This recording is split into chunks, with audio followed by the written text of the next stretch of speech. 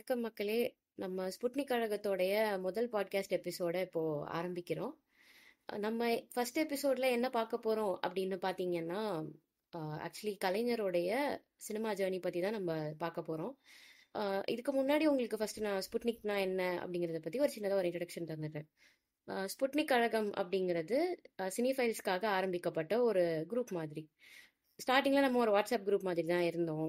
சின்ன சின்ன விஷயங்கள் டிஸ்கஸ் பண்றது, நம்ம பிடிச்ச படங்கள் அதை பத்தி எல்லாம் பேசுறது, இல்லைன்னா பிடிக்காத படங்களை ரோஸ்ட் பண்றது, இந்த மாதிரி விஷயத்தெல்லாம் தான் நம்ம வாட்ஸ்அப் குரூப்ல ஃபர்ஸ்ட் பண்ண ஆரம்பிச்சோம். அதுக்கப்புறமா நம்ம வந்து என்ன பண்ணோம் அப்படின்னா, இது கொஞ்சம் கொஞ்சமா எக்ஸ்பேண்ட் பண்ணி அஹ், ஒரு ஆன்லைன் மீட்டிங் மாதிரி போட்டு, இதுல நம்ம வந்து ஒரு பர்டிகுலர் டாபிக்கா வச்சுட்டு அதை பத்தி ஒரு டிஸ்கஷன் போடுறது. தென் தீம் வைஸா நம்ம பார்த்துட்டு இருந்தோம். லைக் ரஷ்யன் சினிமாங்கிறது மாதிரி நம்ம யோசிச்சு ரஷ்யன் சினிமால இருக்கிற பெஸ்ட் மூவிஸ் பத்தி அந்த மாதிரி கொஞ்சம் நம்ம டிஸ்கஷன் மாதிரி கொஞ்சம் போட்டோம். அதுக்கப்புறமா பாத்தீங்கன்னா தமிழ் சினிமால வந்த நல்ல படங்கள், அதாவது ஜெய்பீமோடைய செகண்ட் இயர் ஆனிவர்சரிக்கு நம்ம அதை பத்தி ஒரு டிஸ்கஷன் போட்டிருந்தோம். அதே மாதிரி ஜிகர்தண்டா டபுள் எக்ஸ் படம் வந்தப்போ கூட நம்ம அதை பத்தி ஒரு டிஸ்கஷன் போட்டோம். இந்த மாதிரி நல்ல படங்கள் பத்தி டிஸ்கஸ் பண்ணதும் இருக்கு. அதே மாதிரி இந்தியன் டூ மாதிரி மட்டமான படங்கள் வந்தப்போ நம்ம அதை ட்ராலும் பண்ணியிருக்கோம். ஸோ இந்த மாதிரி ஆன்லைன் டிஸ்கஷன்ஸ் மாதிரி நம்மளுடைய நெக்ஸ்ட் ஸ்டெப் மாதிரி போச்சு. தேர்ட் ஸ்டெப்பாக நம்ம ஆஃப்லைன் ஈவெண்ட்ஸ் கூட நம்ம பிளான் பண்ணோம். அதாவது ஸ்டார் படம் வந்துச்சு இல்லையா மே மாதம். அந்த மே மாசத்துல நம்ம எல்லாருமே மீட் பண்ணி அந்த படத்தை பத்தின ஒரு டிஸ்கஷன் மாதிரி கூட நம்ம வச்சிருந்தோம். ஸோ இந்த மாதிரி நம்மளுடைய ஆக்டிவிட்டீஸை கொஞ்சம் கொஞ்சமா எக்ஸ்பேண்ட் பண்ணி பண்ணி போயிட்டு இருக்கோம். ஸோ இப்போ பாத்தீங்கன்னா நம்ம ஸ்புட்னிக் கழகம் ஆரம்பிச்சு ஒரு வருஷம் ஆகுது. இந்த ஒரு வருஷம் ஆகுற டைம்ல ஓகே, நம்ம இன்னும் நம்மளுடைய எக்ஸ்பெரிமெண்ட்ஸை பெட்டர் ஆக்கலாம் அப்படிங்கிற நோக்கத்தோட தான் என்ன பண்றோம் அப்படின்னு பாத்தீங்கன்னா, தமிழ் சினிமா கடந்து வந்த பாதை அப்படிங்கிற விஷயம் நம்ம கண்டிப்பா எல்லாருக்கும் தெரிஞ்சிருக்க வேண்டிய ஒரு விஷயம்.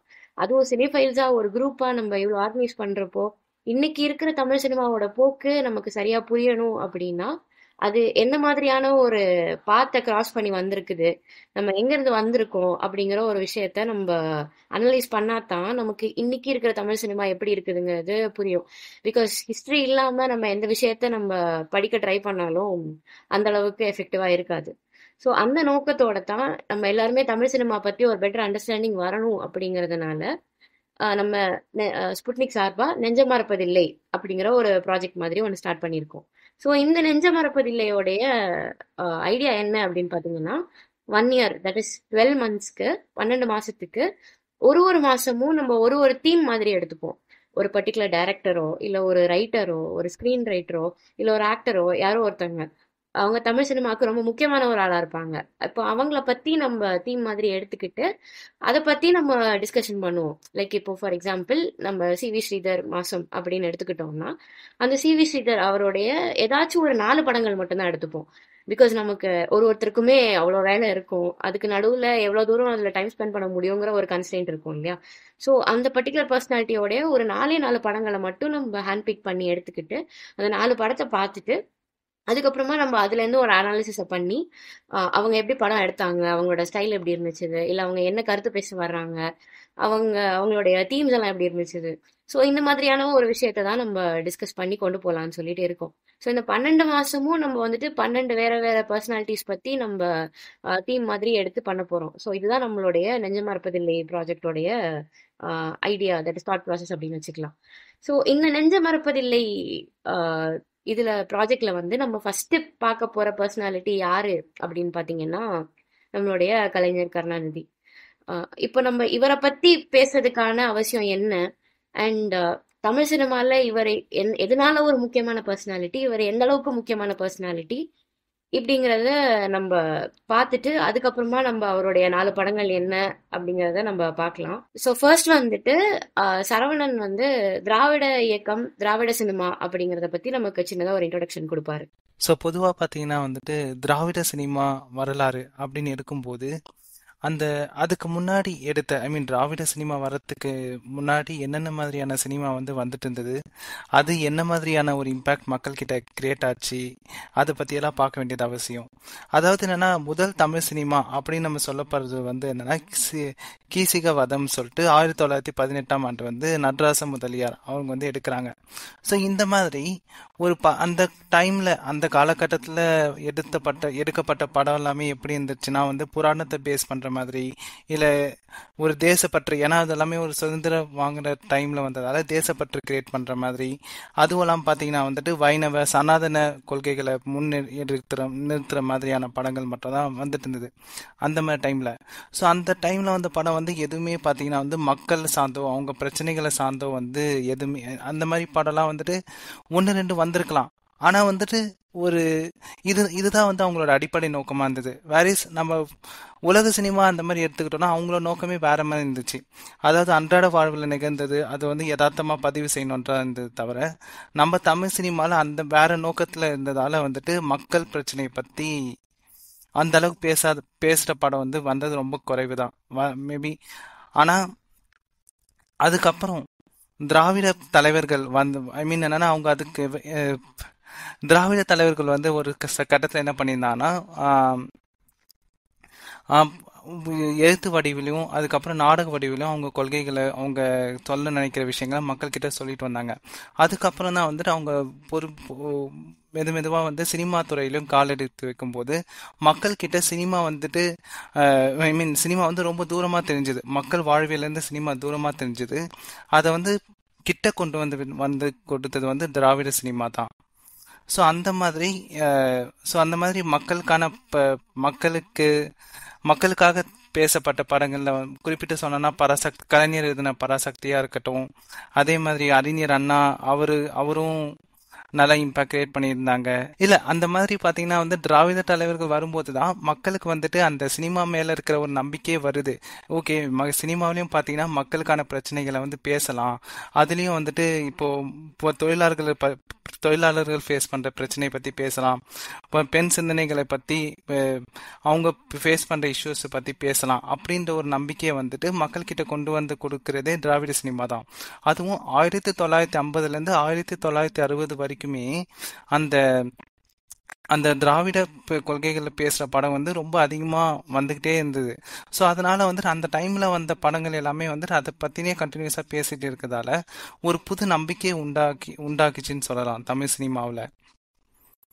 ஸோ அந்த மாதிரி வகையில் வந்து குறிப்பிட்டு சொன்னோன்னா பராசக்திக்கு அப்புறம் வந்த படங்கள் பார்த்தீங்கன்னா வந்து இன்னும் ரொம்ப அதிகமாகவே திராவிட கொள்கைகள், மக்களுக்கான பிரச்சனைகள், தொழிலாளர்கள் ஃபேஸ் பண்ணுற பிரச்சனைகளை வந்து அதிகமாகவே பேசப்பட்டுச்சு.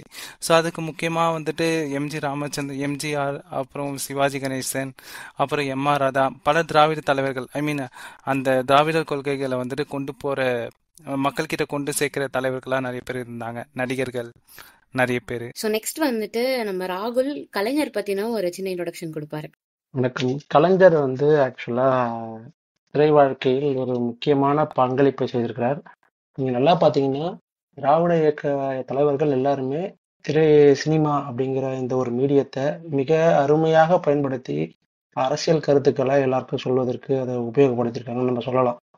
அதன் முதல் படிக்கட்டு வந்து அண்ணாதுரை தான் அவர் தொடங்கி வச்சார். அந்த முதல் படியை எடுத்து வச்சது அவருடைய படங்கள் எல்லாத்துலேயுமே அவர் எழுதிய நாடகங்களாக இருக்கட்டும், புதினங்களாக இருக்கட்டும், இல்லைன்னா வந்து அதே போல் சினிமாவாக இருக்கட்டும், அதற்கு எழுதிய கதை வசனங்கள், அது எல்லா படத்துலையுமே வந்து அவர் வந்து பகுத்தறிவு சிந்தனையை வந்து ஊட்டுறதுல ஒரு மிகப்பெரிய முக்கிய பங்கு ஆற்றியிருக்கார்.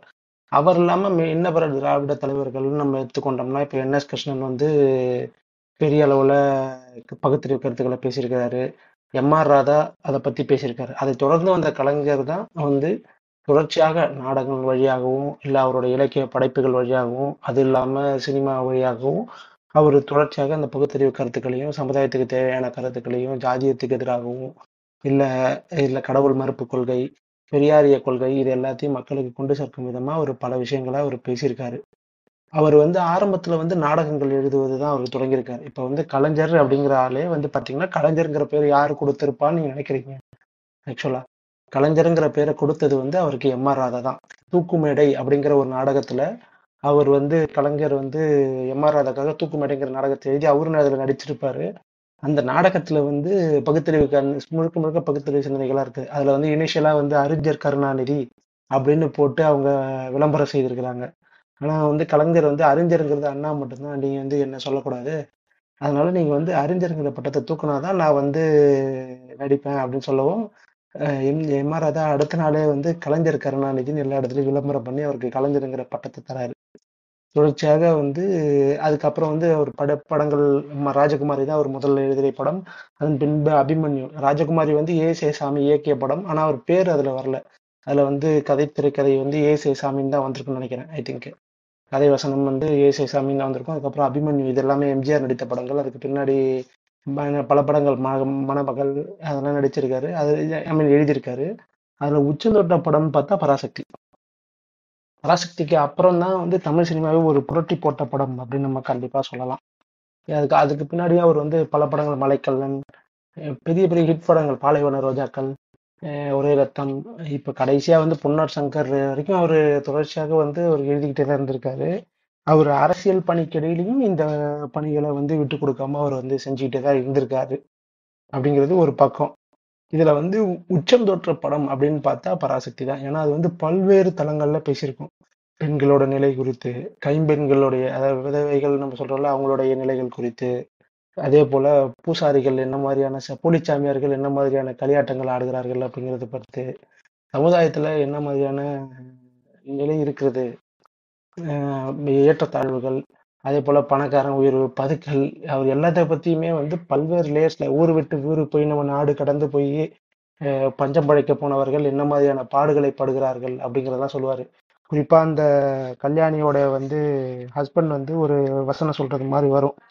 அது இந்த வசனம் வந்து அவரு இது சொல்லுவாரு. அதாவது வெளிநாட்டுக்கு சென்றவர்கள் அழுது அழுது நிரப்பிய கண்ணீர் தான் கடல் ஏன் உப்பாக இருக்கிறது என்றால், வெளிநாட்டுக்கு சென்று தமிழர்கள் அழுது அழுது இந்த கண்ணீர் தான் வந்து கடல் உப்பாகி இருக்கிறது அப்படிங்கிறதுக்காகத்தான் வந்து கடல் கண்ணு உப்பு கரிக்குது அப்படிங்கிற மாதிரியான வசனங்கள்லாம் அதுல இடம்பெறும். அன்னைக்கு வந்து நம்ம ஆட்கள் எப்படி அங்க போய் பிழைக்கிறதுக்காக போய் பல லேயர்ஸ் அந்த படத்துல தொட்டு இருப்பாரு. அதுக்கடுத்து மனோகரா படமா இருக்கலாம். அதுக்கு அடுத்து எல்லா படமுமே அதுல வந்து ஏதோ ஒரு ஒரே ரத்தம்லையும் கூட ஜாதியத்துக்கு எதிரான கருத்துக்கள் தான் அவர் பேசியிருப்பாரு. இப்படி தொடர்ச்சியாக அவருடைய தளத்துல இருந்துகிட்டு எந்த அளவுக்கு அவர் பேச முடியும் அப்படிங்கிறத அவர் வந்து cinema is a medium for speaking rationality. அதுதான் இங்க வந்து அவங்க அதை ஒரு டூலாக பயன்படுத்தி அதுல வெற்றியும் கண்டிருக்கிறாங்க திராவிட இயக்கம். இன்னைக்கு 50 ஆண்டுகளாக இப்போ வந்து நமக்கு எல்லாருக்குமே வந்து இருக்கக்கூடிய ஒரு இப்போ இருக்கிற பிஜேபி அரசாங்கமோ இல்லை மற்றவங்களோ அவங்களுக்கு ஒரு ஒரு பசுமைக்கான ஒரு விஷயம் என்னன்னா கோயிலுக்கும் போறாங்க, இங்கேயும் வந்து இப்படி வாக்களிக்கிறாங்க அப்படிங்கிறது தான். அந்த ஒரு பிரிச்சு பார்க்குற தன்மை இருக்குல்ல, அதுக்கு வந்து சினிமா ஒரு ரோல் ப்ளே பண்ணியிருக்காங்கன்னா அது கண்டிப்பா ப்ளே பண்ணியிருக்கு. அது பெருமளவுலையும் ப்ளே பண்ணியிருக்குன்னு நான் நிச்சயமா சொல்லுவேன் எனக்கு தெரிஞ்சு. ஸோ இதுல வந்து கலைஞரோட பங்கு வந்து மிகப்பெரிய அளவுலான ஒரு பங்கு தான் கண்டிப்பா. பராசக்தி படம் வந்து பல தளங்கள்ல வந்து பாத்தீங்கன்னா முக்கியமான படமா இருக்குது.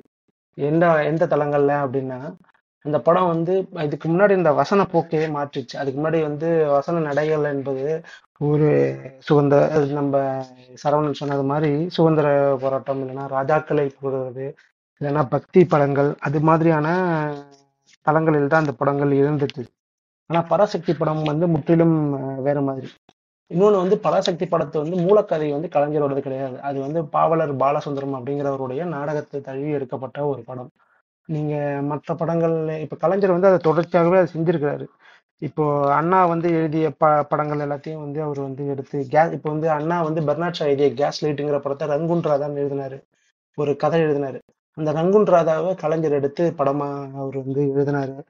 அது மாதிரி நிறைய படங்கள் அவர் எடுத்து பாலைவன ரோஜாக்கள் வந்து அவர் எழுதிய சிறுகதை தான்.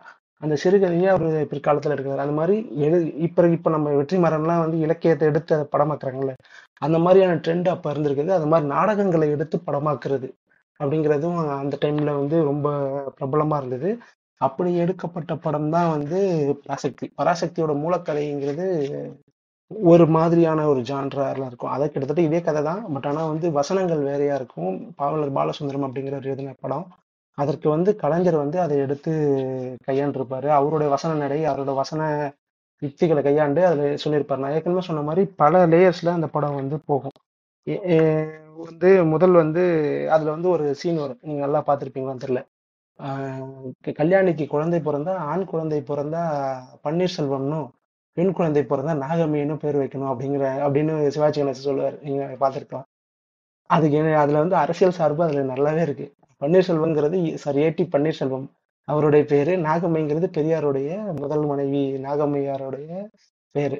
ஸோ இதுல நிறைய அந்த மாதிரி குறியீடு இப்பெல்லாம் நம்ம சொல்றோம். இப்ப இருக்கிற குறியீட்டு இதெல்லாம் அதெல்லாம் வந்து ரொம்ப அருமையாவே அதுல வச்சிருப்பாங்க அந்த படத்துல ஆக்சுவலா. இன்னொன்னு வந்து அந்த படத்துல வந்து இப்ப நீங்க வசனமாவே எடுத்துக்கிட்டா கூட அந்த நான் ஏற்கனவே சொன்ன மாதிரி தான் அந்த இதுல கடல் நீர் ஏன் உப்பாக இருக்கிறது அப்படிங்கிற அந்த வசனங்கள் இருக்கட்டும். இல்லாட்டி இன்னொன்று வந்து அவன் கீழே லைட் ஹவுஸ் கீழே படுத்துக்கிட்டு இருப்பான் ஒருத்தன். அவனை தட்டி எழுப்புவார் போலீஸ்கார். இவர் படுத்துக்கிட்டு இருப்பார் சிவாஜி கணேசன். தட்டி எழுப்புவார். தட்டி எழுதிட்டு என்னடா முடிக்கிறேன்னு. தூங்குறவனை எழுப்புனா முடிக்காம என்ன பண்ணுவான்னு அது சொல்லுவான். உடனே வந்து இது என்ன சொல்றது, இங்க ரோட்ல கூட படுக்க கூட கூடாதுன்னா நீ நாளைக்கு சென்னைக்கு மேயரா வர்றப்போ எல்லாம் இதெல்லாம் மாத்திக்கலாம் அப்படின்ற மாதிரி ஒரு லைன் வரும். அதாவது வந்து என்ன சொல்லுவாருன்னா சிவாஜி வந்து மனுஷனே கைரிக்ஷால வச்சு இருக்கிறான். இந்த மாதிரி கொடுமைகள்லாம் பார்க்குறப்போ நமக்கு என்ன நமக்கு இந்த மாதிரியான கொடுமைகள்லாம் இந்த நகரத்துல தான் நடக்குது அப்படின்னு சொல்லும்போது இவர் சொல்லுவாரு, இந்த போலீஸ்காரர் வந்து என்ன சொல்லுவாருன்னா, நாளைக்கு நீ சென்னைக்கு மேயரா வர்றப்போ இதெல்லாம் ஒழிச்சு கட்டலாம் அப்படின்னு சொல்லுவாரு. பிற்காலத்துல கலைஞர் வந்து சிஎம் ஆகி அவர் தான் அந்த கைரிக்ஷாவையும் ஒழிச்சாரு. ஆக்சுவலா நீங்க நல்லா பாத்தீங்கன்னா. இன்னொன்னு வந்து இந்த நீதிமன்ற வசனங்கள் எல்லாருக்குமே தெரியும். கமலஹாசன்ல இருந்து சத்யராஜ்ல இருந்து எல்லாருமே வந்து அவங்க ஒரு கட்டத்தை சொன்னது வந்து, நாங்க அந்த வசனத்தை பேசிதான் வந்து நாங்க நடிக்கவே சான்ஸ் கேட்போம் அப்படிங்கிறத அடிக்கடி நடிகர்கள்லாம் நீங்க சொல்றதை நீங்க பார்த்துருக்கலாம். அதுல வந்து சொல்லுவாரு அவரு. அதுல ஒரு வசனம் வரும். கண்ணற்ற ஓவியமாக கைம்பெண்ணாக தங்கையின் பெயரோ கல்யாணி, மங்களகரமான பெயர். ஆனால் கழுத்தில் மாங்கல்யம் இல்லை. தமிழ்நாட்டில் பிறந்த ஒரு பெண்ணுக்கு பாதுகாப்பு இல்லை அப்படிங்கிற மாதிரி ஒரு வசனம் வரும். இன்னைக்கு நம்ம சுச்சுவேஷனும் கிட்டத்தட்ட எல்லா இடத்துலயும் பெண்களுக்கு பாதுகாப்பு பத்தி ஒரு பெரிய டிபேட் நாட்டுல போய்கிட்டு இருக்கு. இந்த மாதிரியான குரல்கள் கிட்டத்தட்ட ஒரு 75 ஆண்டுகள் கிட்ட, 74 ஆண்டுகள், 52ல ரிலீஸ் ஆச்சு. 72 ஆண்டுகள் ஆயிருக்கு. அன்னைக்கே எழுப்பி இருக்கிறாங்க. பாடல்களுமே கூட அதுல ஒரு பாடல்கள்லாம் நல்ல நல்ல பாடல்கள்லாம் வரும். அதுல அந்த காக்கா கான்ற பாட்டு அதுல வந்து ரொம்ப அருமையா எழுதியிருப்பாங்க. குறிப்பா வந்து இந்த பகுத்துண்டு வாழ்தல், சமூகத்தோட எல்லாரோடும் எப்படி அஹ், பகிர்ந்துண்டு வாழ்றது, அதெல்லாம் பத்திலாம் வசனங்கள்லாம் நிறைய வரும். அதுல இன்னொன்னு வந்து எனக்கு ரொம்ப பிடிச்சது வந்து பண்டரி பாயோட கேரக்டர். அதாவது வந்து அவங்க வந்து கேட்பாங்க ஆக்சுவலா சிவாஜி கணேசன், உனக்கு நடந்ததுனால தான் நீ இது யோசிக்கிற. நீ நல்ல சொகுசாவே பழைய மாதிரி குணசேகரன் நீ வந்து பழைய மாதிரி இருந்தினா நீ இந்த மக்களை பற்றி எல்லாம் நீ யோசிச்சிருப்பியா? உனக்கு ஒரு பிரச்சனைன்னா மட்டும்தான் நீ யோசிக்கிற அப்படின்னு கிட்டத்தட்ட அந்த ஒரு ப்ரிவிலேஜ்ன்றதை கொஸ்டின் பண்றதுங்கிறதுல அந்த டோன்ல வரக்கூடிய அந்த வசனங்கள் அதெல்லாம் சொல்லுவாங்க. எரிமலையை தண்ணீர் விட்டு அணைக்க முயல்கிறாய், மலைப்பாம்பை அடக்க மகுடி ஊதுகிறாய், சமுதாய புரட்சி அகால ஆழகால விஷத்தின் கிளையை வெட்டுவதல்ல, ஆணிவேரையே பேர்ப்பதுதான். நீ வந்து கிளைய வெட்டுறதுனால உனக்கு பிரச்சனை முடியாது, ஆணி வேரையே வெட்டணும் அப்படிங்கிறது தான். நீ பிரச்சனையோட வேரை போய் பார்க்க மாட்டேன், உன்னுடைய பிரச்சனை தீர்ந்தா போதும் அப்படிங்கிற மாதிரியான ஒரு மனநிலையில் தான் இருக்கேன்னு குணசேகரனை பார்த்து ஒரு ஹீரோயின் கேள்வி கேட்பாங்க. அந்த மாதிரியான டைலாக்ஸ் இப்போ நமக்கு ஒரு பெரிய பிரச்சனையே வந்து இப்போ ப்ளூ சட்டை மாறன் மாதிரியான ஆட்கள்லாம் வந்து ஒரு விமர்சனம் வைக்கிறது தமிழ் சினிமா வழக்கப்படி ஒரு லூஸ் ஹீரோயின் இருக்கும். ஏன்னா ஹீரோயினுங்கிறவங்க ஒரு பாடல் ஆடுறதுக்கும் இல்லைன்னா வந்து கிளாமருக்கு இல்லைன்னா அந்த மாதிரியான ஒரு போக்கு தான் லாஸ்ட் ஒரு 30-40 வருஷமா இருக்கு. ஆனா வந்து கலைஞரோட ஹீரோயின் ஒரு இன்டெலிஜென்ட்டா வந்து அவனை விட அறிவாளியான ஒரு ஹீரோயினா இருப்பாங்க. அவனுக்கே ஒரு கேள்வி கேட்பாங்க, அவனுக்கு பதில் தெரியாது, ஹீரோ முழிப்பான் கிட்டத்தட்ட. ஆஹ் அந்த அந்த மாதிரியான ஒரு பல தளங்கள்ல அவர் வந்து பல விஷயங்களை பேசியிருப்பாரு. பூசாரி கூட சொல்லுவாங்க, அது பூசாரி கோயில் கூடாது என்பதல்ல, கோயில் கொடியவர்களின் கூடாரம் ஆகிவிடக்கூடாது என்பது. ஸோ அந்த அந்த கொள்கை தான் நமக்கு எப்பவுமே. நம்ம வந்து நீ நம்புறவன் நம்பிட்டு தொலை, ஆனா வந்து அது வந்து கூட கொள்ளக்கார பயல்களுக்கான கூடாரமா ஆகிடக்கூடாது அப்படிங்கிற ஒரு ஒரு ஒரு எண்ணம் தான் திராவிட இயக்கத்துக்கு எப்போதுமே இருந்திருக்குது. அதையும் அந்த அந்த படத்துல ஒரு வசனமாக வச்சிருப்பாரு. இப்படி பராசக்தின்னு எடுத்துக்கிட்டோம்னா பேசிக்கிட்டே இருக்கலாம். அவ்வளவு தளங்கள்ல அந்த படத்துல வந்து வசனங்களும் திரைக்கதையும் பல்வேறு லேயர்ஸ்ல அது போகும். ஸோ அந்த ஆஸ்பெக்ட்ல பராசக்தி தமிழ் சினிமாவின் ஒரு உச்சம், ஒரு மைல்கல், ஒரு டர்னிங் பாயிண்ட், இல்ல ட்ரெண்ட் செட்டர்னு சொல்லுவாங்கல்ல. இன்னைக்கு நமக்கு சமுதாய கருத்துக்கள்லாம் நம்ம இன்னைக்கு பேசுற படங்கள் வர்றதுன்னா 70 வருஷத்துக்கு முன்னாடி ஒருத்தர் அதையும் பண்ணியிருக்காரு. அது ஒரு ட்ரெண்ட் செட்டரா ஆக்கியிருக்காருங்கிறது ஒரு முக்கியமான ஒரு ட்ரெண்ட் செட்டிங் மூவி தான் பராசக்தி என்ன கேட்டா. நான் ஒரு பாயிண்ட் ஆட் பண்ணணும். அதாவது என்னன்னா வந்துட்டு, அதான் முன்னாடி பராசக்தி வந்து அந்த டைம்ல வந்தப்போ நிறைய எதிர்ப்பு ஃபேஸ் பண்ணுச்சு அப்படின்னு நம்ம எல்லாருக்குமே தெரியும். அதுல என்னன்னா வந்துட்டு ஒரு டயலாக் ஒன்று வரும்.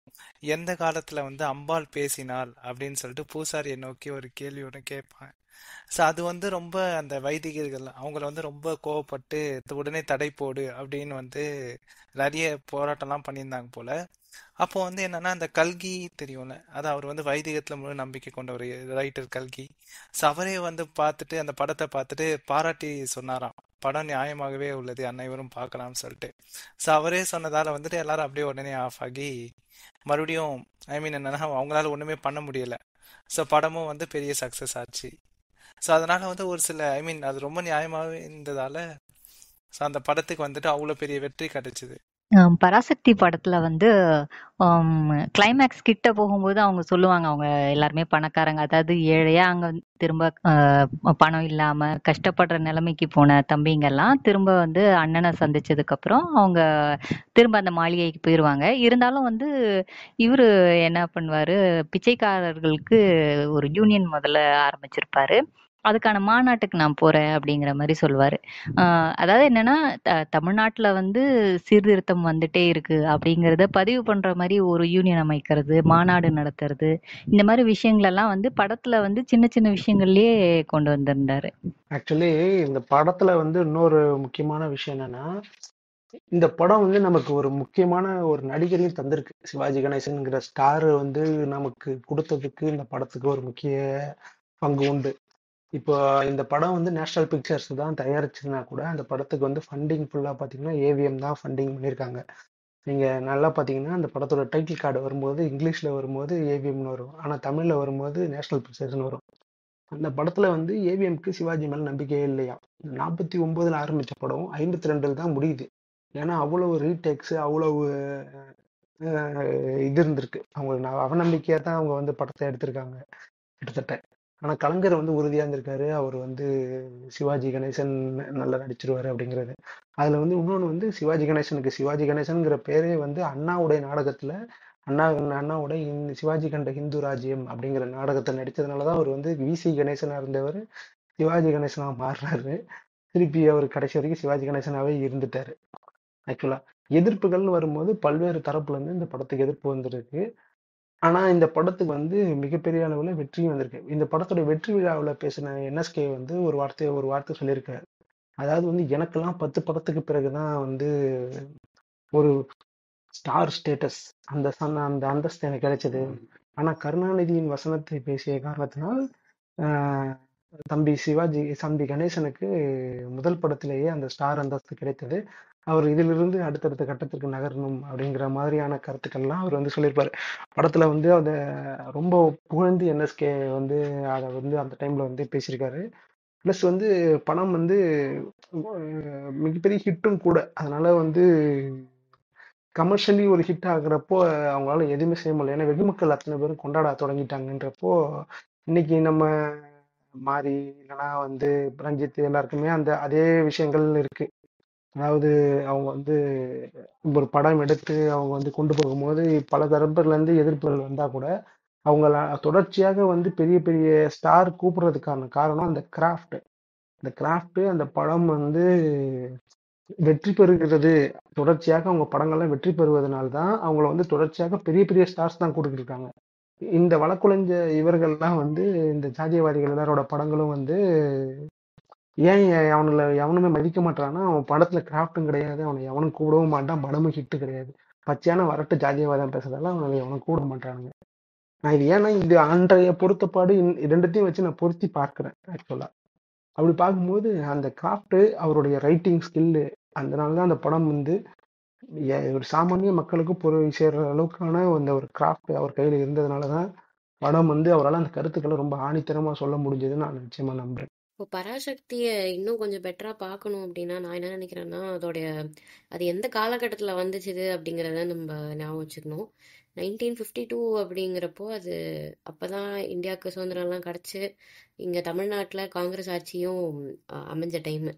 அப்போ அந்த நேரத்துல திராவிட இயக்கம் வந்து அதுக்கு எதிரா காங்கிரஸோடைய ஆட்சியில தப்பு இருக்கு, நம்ம எதை நோக்கி போகணும் அப்படிங்கிற ஒரு கருத்தியலை கலை இலக்கியம் மூலமா, அதுவும் மெயினா சினிமா மூலமா பேச ஆரம்பிக்கிற ஒரு டைம். அப்போ அந்த நேரத்துல சினிமாவை எங்க இருந்து எங்க பராசக்தி கூட்டிட்டு வந்துச்சுது அப்படிங்கிறத நம்ம பார்க்கணும்.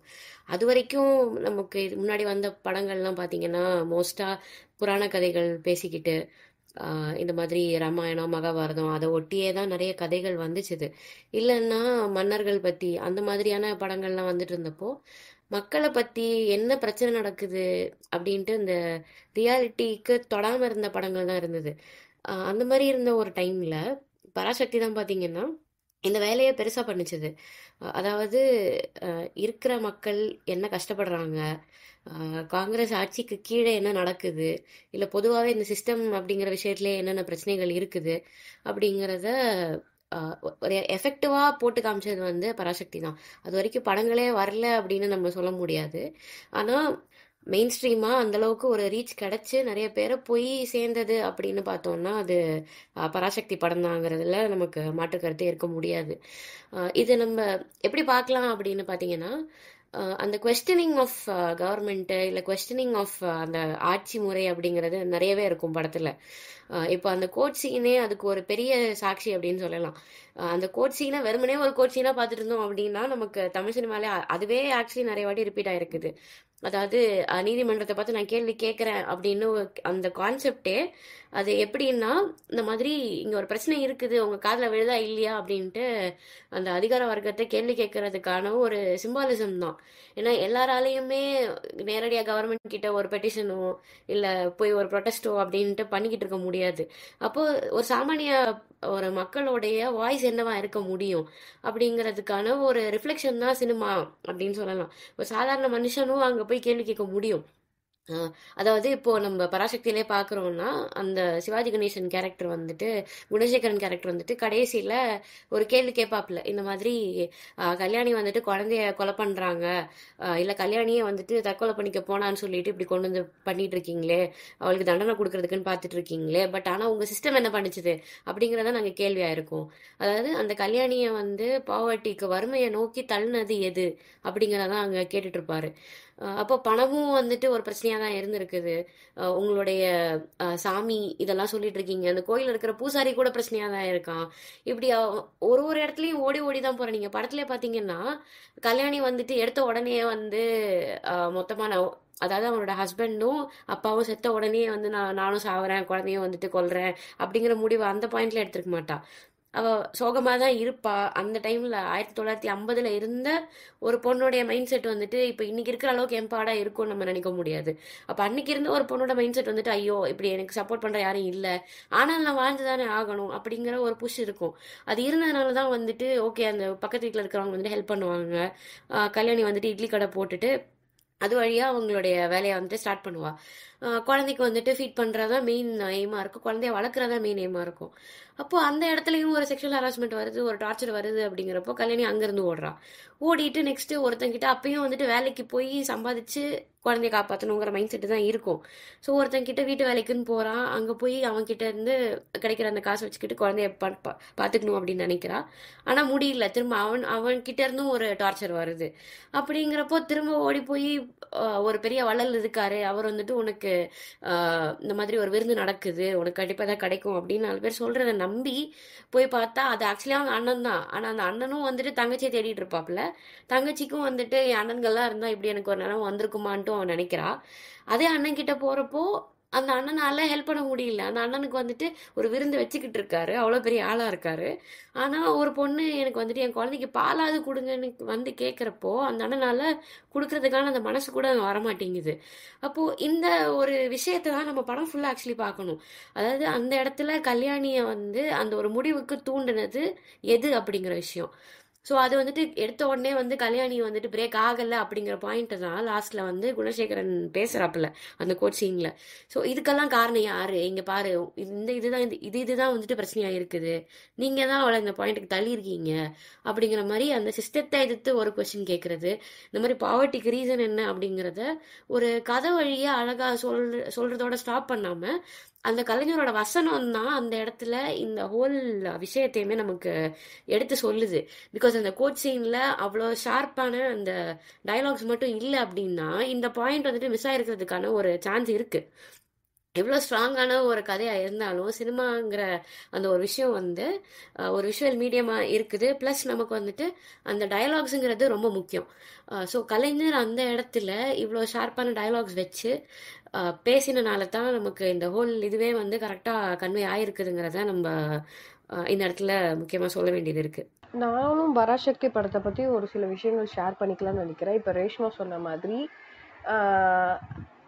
கல்யாணி அப்படின்ற அந்த கேரக்டர் வந்து ஒரு ஃபீமேல் லீட் ரோலில் அவங்க வந்து என்ன மாதிரி விஷயங்கள் பிரச்சனைகளை வந்து ஒரு இண்டிவிஜுவல் உமனா ஒரு சிங்கிள் உமனா அந்த சமூகத்தில் அந்த டைமில் ஃபேஸ் பண்ணாங்கன்னு, அந்த பிரச்சனை என்னன்னா இப்போ வரைக்கும் அது கண்டினியூ ஆகுதுன்றதா ஒரு கவலைக்குரிய விஷயம்.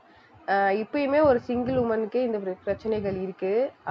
இப்போ என்னன்னா நான் இப்போ என்னோட மதரும் வந்து சிங்கிள் உமனா எங்களை வளர்த்தப்போ ஒரு வீடு கிடைக்கிறதா இருக்கட்டும், ஒரு ஸ்கூல் ஃபீஸ் கட்டுறதா இருக்கட்டும், அது எல்லாத்துக்கும் கஷ்டப்படுறாங்க. அப்பயும் அந்த கவர்மெண்ட் வந்து ஒரு சிங்கிள் உமனா இருக்கும்போது இவங்களுக்கு இந்த மாதிரி விஷயங்களை வந்து கவர்மெண்ட் பார்த்துக்கும், இந்த எஜுகேஷன்ல குழந்தைங்களுக்கு ஹெல்ப் பண்ணும், அவங்களுக்கு வேலை வாய்ப்பு கொடுக்கும், இந்த மாதிரி எந்த திட்டங்களையும் வகுத்த மாதிரி தெரியல. இப்போத்துக்கு தான் பெண்களோட வந்து ஒரு வேலைக்கு ஏர்னிங்க்கு ஒரு ஹெல்ப் பண்ணுற மாதிரி சில இந்த மகளிர் குழுக்கள், அதுக்கப்புறம் அவங்களுக்குன்னு ஒரு வேலை திட்டம், இல்லை வந்து ஒரு கைவினை பொருள் செய்கிறதுக்கான கிளாஸஸ்ஸு, இல்லைனா வந்து இப்போதைக்கு பஸ்ஸு டிக்கெட்ஸ் வந்து ஃப்ரீ, இந்த மாதிரி சில விஷயங்களை வந்து பெண்கள் வேலைக்கு போகிறதுக்கும் சில வேலைகள் செஞ்சு அவங்க ஒரு ஏர்னிங் வர்றதுக்கும் அவங்க குடும்பத்தை பார்த்துக்கிறதுக்கும் ஒரு அப்புறம் 1000 ரூபாய் மகளிர் ஊக்கத்தொகை, இந்த மாதிரி சில விஷயங்களை வந்து இப்போ செஞ்சுருக்காங்க. நம்ம எப்பயும் குறையும் சொல்லிட்டு இருக்க முடியாது. அதனால நான் இந்த மாதிரி அப்ரிஷியேட் பண்ணுற விஷயத்தையும் சொல்லிட்டு இருக்கேன். ஆனால் அது வந்து ஒரு விதத்தில் கொஞ்சம் அவங்களோட வாழ்வாதாரத்துக்கு சப்போர்ட்டிங்காக இருந்தாலும் அவங்கள வந்து கஷ்டப்படுத்துற மாதிரி நிறைய விஷயங்களும் சமூக அளவுல சமூகத்துல இருக்க மக்கள் அளவுல வந்து நிறைய மாற்றங்கள் வந்து இன்னும் வராம அப்ப இருந்த மைண்ட் செட்டே தான் இப்பயும் இருக்க பீப்புளுக்கும் இருக்குன்றதுதான் ரொம்பவே கவலைக்கான விஷயம். அதுல ஆக்சுவலி நீங்க பாத்தீங்கன்னா ஒரு சீன்ல வந்து அவங்க அத்தை அப்படின்னு சொல்லி ஒருத்தவங்க வருவாங்க. அவங்க வந்து சொல்லுவாங்க இது மாதிரி அவங்க அப்பாவும் ஹஸ்பண்டும் இறந்ததுக்கு அப்புறம் இது மாதிரி தாலி அத்தை எல்லாருக்கும் இட்லி கடை தானமா ஒரே வழி அப்படி சொல்லுவாங்க. அப்ப அங்க அதுல இருந்து என்ன தெரியுதுன்னா அப்போ இருந்த பீரியட்ல வந்து இட்லி கடைன்றதுதான் வந்து அவங்களுக்கு ஒரு மெயின் சோர்ஸ் ஆஃப் இன்கமா மோஸ்ட் விடோ உமனுக்கு வந்து இருந்திருக்கு அப்படின்னு தெரியுது. அப்போ இவனும் வந்து அந்த மாதிரி ஒரு செட்டப்க்கு வரும்போது ஒரு கேரக்டர் வந்து கடன் பிரச்சனையில இருக்கும்போது ஒரு அண்ணன் அப்படின்ற ஒரு போர்வையில ஒருத்தன் வந்து ஹெல்ப் பண்றான். இவளும் அண்ணன் தான் வாய் நிறைய கூப்பிடுறா. அவன் வந்து ஒரு பாயிண்ட்ல இவகிட்ட அத்துமீறும்போது அவளோட ஒரிஜினல் அண்ணன் வந்து அவளை சேவ் பண்றாங்க. இது வந்து கதையில நடக்கும். இப்ப ஆக்சுவலி இந்த சீனை பார்க்கும்போது எனக்கு ரிலேட்டட் பண்ணுற மாதிரி ஒரு விஷயம் என்ன ஞாபகம் வந்துன்னா,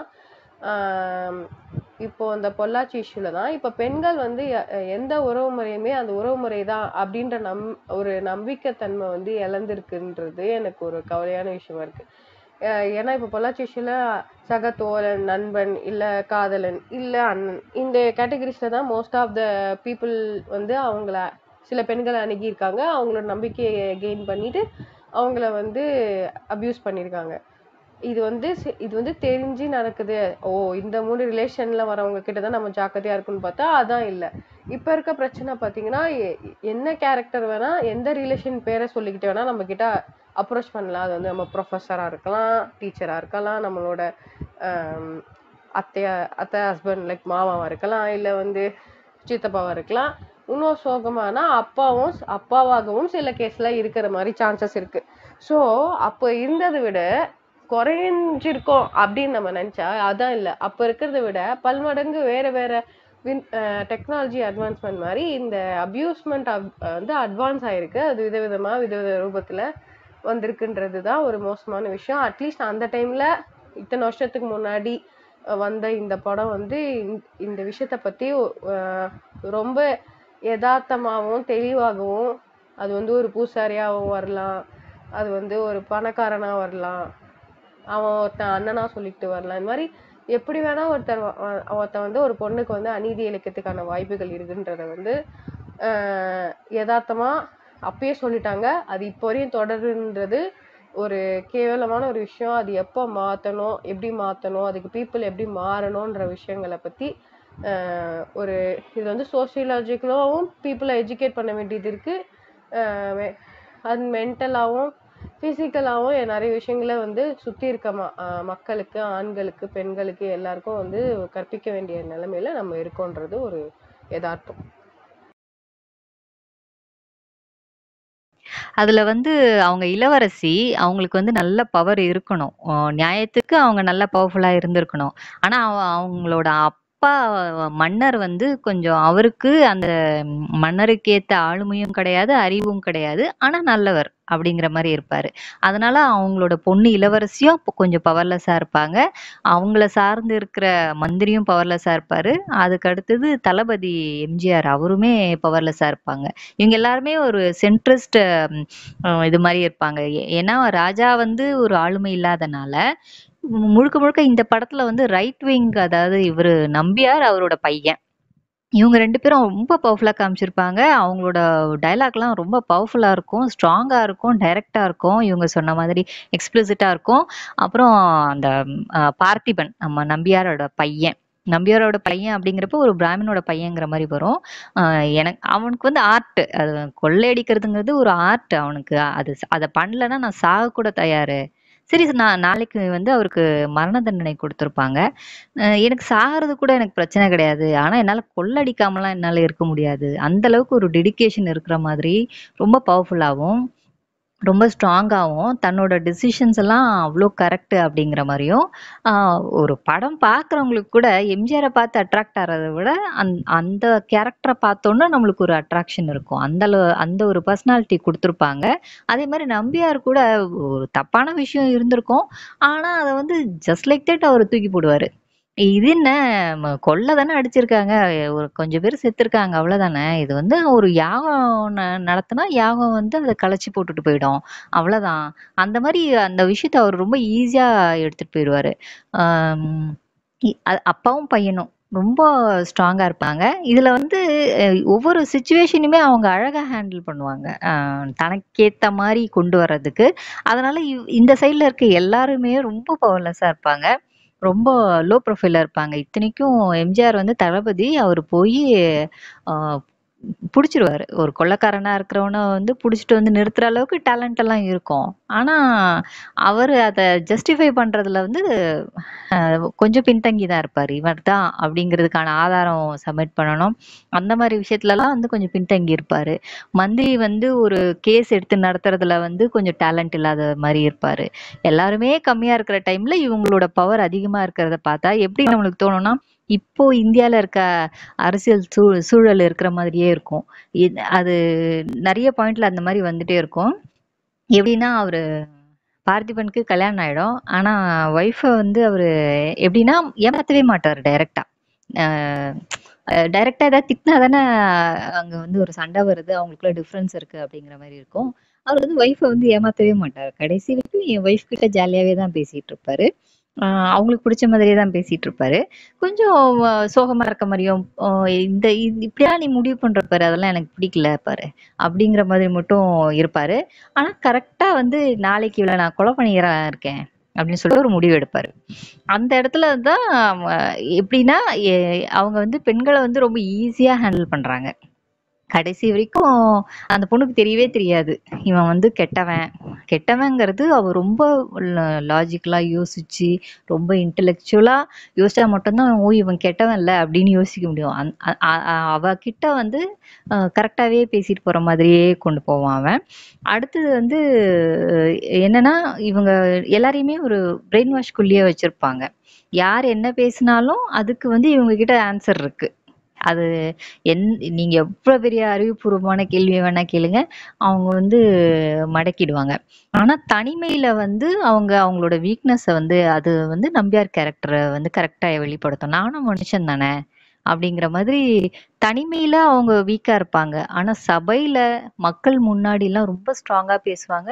ரொம்ப அவங்க எடுக்கிறதுதான் முடிவு. அதை தாண்டி நம்மளால ராஜாவால, மந்திரியால, தளபதியால யாராலையும் எதிர்த்து எதையுமே இது பண்ண முடியாது.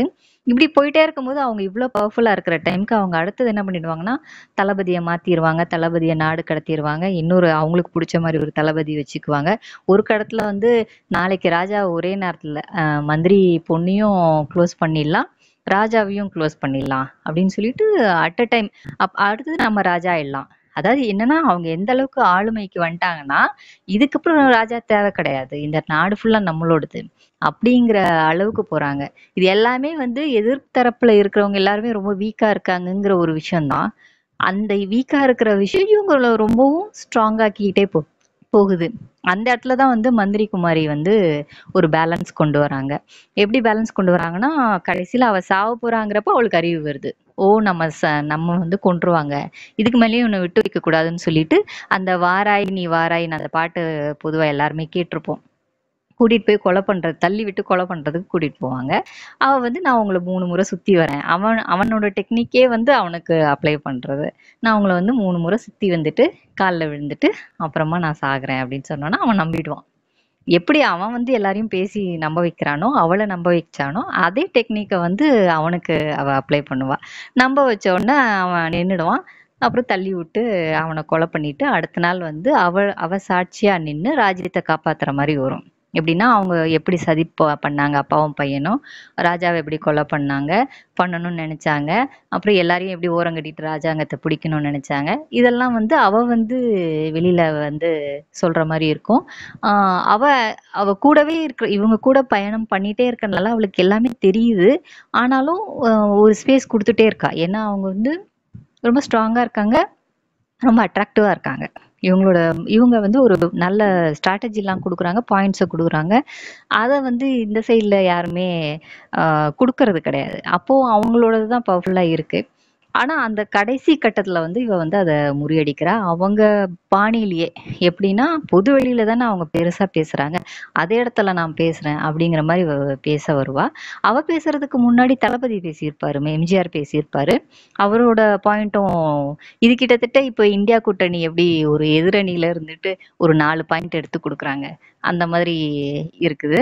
இது கிட்டத்தட்ட எனக்கு இந்த படம் பார்க்கும்போது, இப்போ இந்தியால என்ன சூழல் இருக்கோ, அது அப்படியே அத முன்னாடியே படம் எடுத்து வச்சிருக்காங்க. இத எப்படி டீல் பண்ணணும்? இது எப்படி டீல் பண்ணிட முடியும்? அப்படிங்கிறதையும் எழுதி வச்சிருக்க மாரி தோணுச்சு. ஆக்சுவலி இதே மாதிரி அந்த பவர் டைனமிக்ஸ் பத்தி பேசணும்னா 2 எக்ஸாம்பிள் மென்ஷன் பண்ணணும்னு நினைக்கிறேன்.